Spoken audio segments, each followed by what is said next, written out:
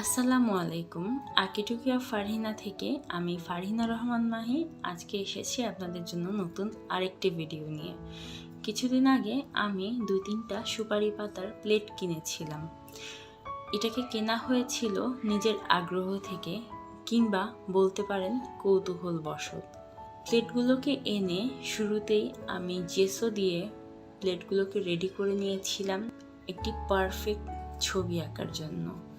কিন্তু প্লেটের সারফেস যে এত বেশি রাফ ছিল সেটা আমি আগে বুঝতে পারিনি। প্লেটের মধ্যে কি আঁকবো বেশ কিছুদিন চিন্তা ভাবনা করেছি, বেশ কিছুদিন ইন্টারনেটে সার্চও করেছি যে এই প্লেটগুলোতে সুন্দর কি ছবি আঁকা যায় যেটা একটু ভিন্ন রকম হবে এবং আমার জন্য নতুন কিছু হবে। আমরা সবাই জানি আমাদের বাংলাদেশের চিত্রশিল্প জগতে পট শিল্প কতটা গুরুত্বপূর্ণ।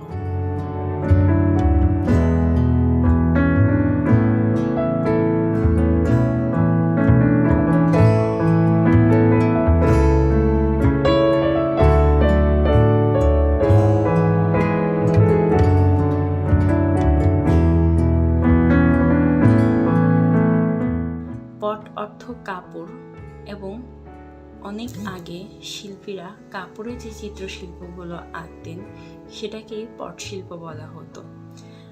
বাংলাদেশের বিখ্যাত পটশিল্প হচ্ছে গাজীর পট। সেখান থেকেই কিছুটা অনুপ্রেরণা নিয়ে আমি চিন্তা করলাম আজকে এই সুপারি পাতার প্লেটগুলোতে গাজীর পট আঁকা যায়। তো বসে গেলাম রং তুলি নিয়ে আর পেন্সিল নিয়ে শুরুতেই ড্রয়িং করে নিলাম। ড্রয়িং করতে গিয়ে আমি বুঝতে পারলাম যে এখানে বেশ সমস্যা হচ্ছে ছবি আঁকতে, কারণ সুপারি পাতার প্লেটগুলো অমসৃণ হওয়ার ফলে স্মুথলি পেন্সিল চালানো যাচ্ছে না। তাও অবশেষে খুব একটা যুদ্ধ পার করে যেন আমি পুরোটা ড্রয়িং প্লেটে সম্পন্ন করলাম।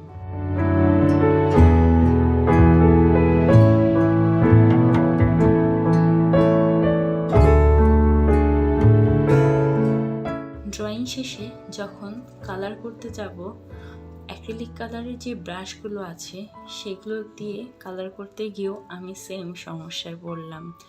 কোনোভাবেই ঠিকমতো খুব স্মুথলি রং চালানো যাচ্ছে না, কারণ এই সারফেসে যেন তুলি কিছুতেই চলতে যাচ্ছে না। এরপর সিদ্ধান্ত নিলাম আমি ওয়াটার কালারের ব্রাশ দিয়ে চেষ্টা করে দেখি। এরপর ওয়াটার কালারের ব্রাশ নিয়ে আমি খুব কষ্টে এবং অনেক সময় নিয়ে ছবিটা শেষ করলাম। সলিড কালারগুলো অ্যাপ্লাই করার পরে মনে হলো এবার ছোট ছোট ডিটেলগুলো করে ফেলি।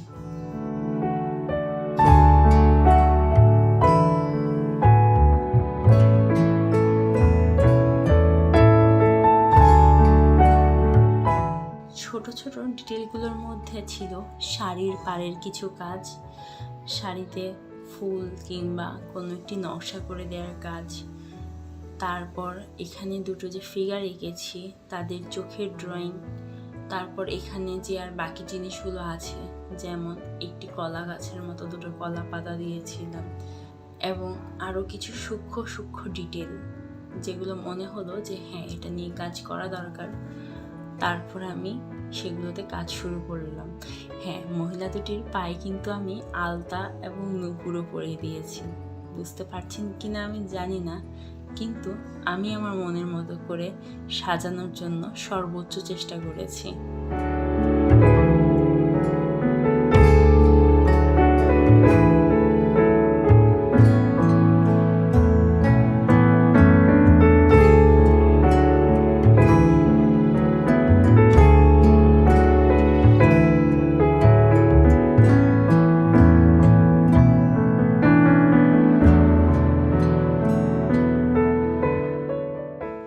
অবশেষে ছোট ছোট ডিটেলগুলো করে আমি আমার কাজটি আজকে এখানেই শেষ করলাম।